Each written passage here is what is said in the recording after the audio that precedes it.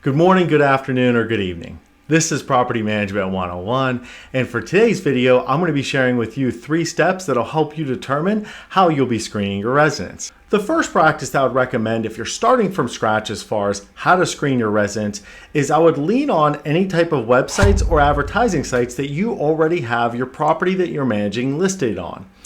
This is something you may not be thinking about, but a lot of advertising and marketing websites, when it comes to collecting traffic, scheduling tours, actually offer a platform for an application process.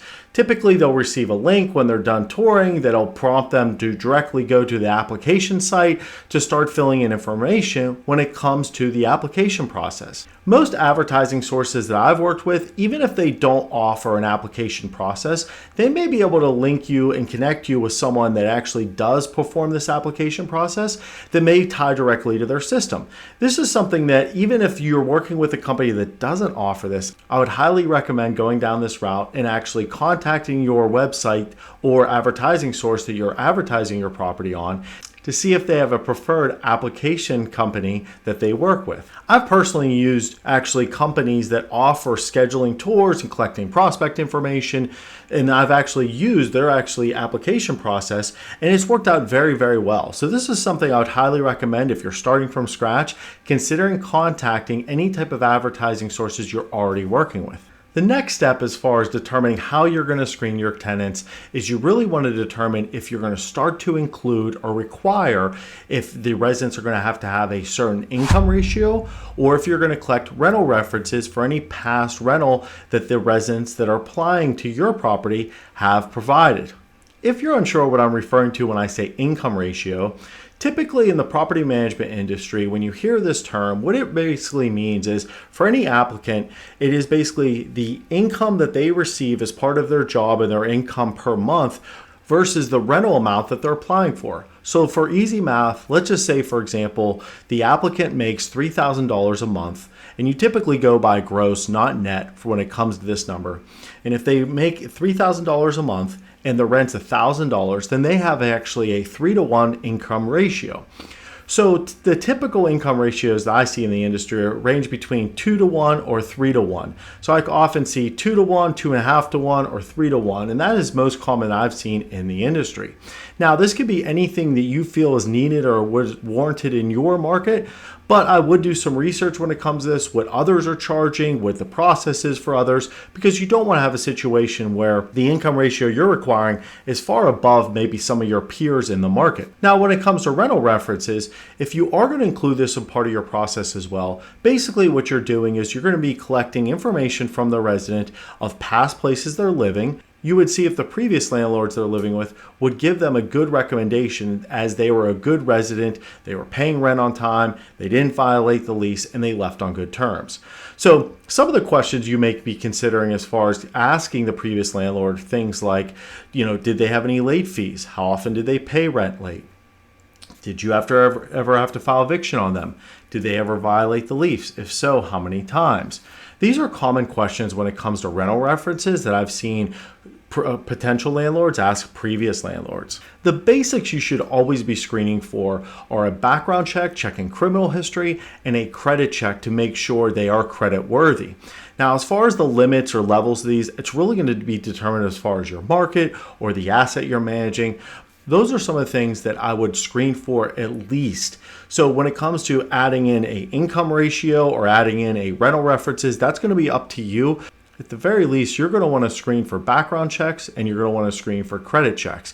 Also, keep in mind with credit checks, this is a way to verify they are who they say they are. So it's a great way to verify that person, just to make sure that every bit of information they're providing is accurate to who they are. So you don't have a situation where someone is stealing someone's identity and applying to live in your unit. One key point when it comes to this part as well, you want to make sure everyone that's living on that property that you're managing, if they're 18 or older, they're applying as well. And you're performing a background check to those individuals as well. Even if their name is not going to be on the lease, like maybe a child, for example, that's still living at home, you want to make sure that you're still performing a background check for anyone that's 18 or older that's going to be living at that property. If you decide to move forward with including income ratios or rental references as part of your application process, you really want to make sure that you allot for more time, you have a good expectation that you'll be needing to provide and collect more information from that applicant,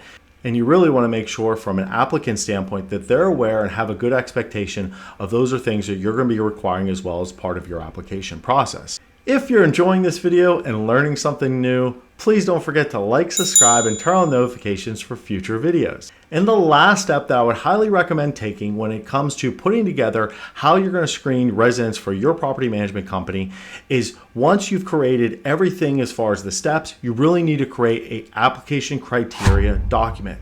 An application criteria document is basically all the steps summed up into one document of every stage of the application process that an applicant would go through and what is being required of them. Now, this is something once you've collected and determined and created this document, here's some things when it comes to where you should be providing this information and where you should have it on display.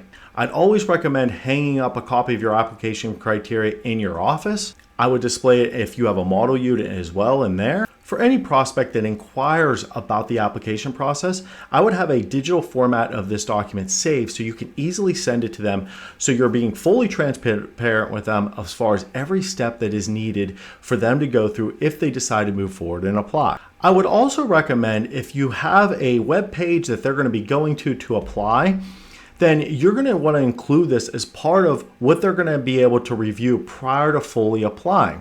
And this is something I would do in the early stages of this, or if anyone contacts you as far as I am ready to apply now, what website I go to, I would always include this with the website as far as part of the application process, or at least maybe part of the stage that they're going to have to acknowledge as they're going through the application process. You don't want them to have any surprises of what's going to be required, and this part of the process will be really important that you're fully transparent as far as everything that will be needed. So that's why I'd also include it as a stage of the part of the process for them to be able to review the application criteria as a whole. One additional point that I want to make on this as well is that it's really important your entire office staff knows the application process. They may not be the ones actually performing the application screening and following up with rental references and verifying the income ratios, but it's really important for everyone on the staff to know the process. So this is something I would always recommend to include as part of your onboarding training with any new employee, is they have a good grip of what goes on and what's required for the application criteria of any applicant.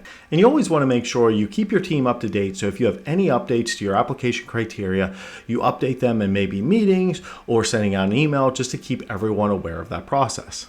And for a video recap today, here are 3 things that you want to keep in mind for steps to take to determine how you're going to screen your residents. Number 1, you're going to want to lean on any type of advertising or marketing websites you're already utilizing to advertise your unit. Number 2, determine if you're going to include income ratios and rental references as part of your application process. And 3, once you've determined each step of your application process for your applicants, you really want to create and share an application criteria document. Again, if you enjoyed this video and learned something new, please don't forget to like, subscribe, and turn on notifications for future videos. If you have any questions about this video or any of my videos, feel free to comment and I'll be happy to address it for you. And if you haven't already, please follow our LinkedIn and our Instagram account for industry news, polls, and video releases. If you haven't already watched our disclosure and our why we do this video, please make sure you watch that before putting any of these practices into place. Happy leasing!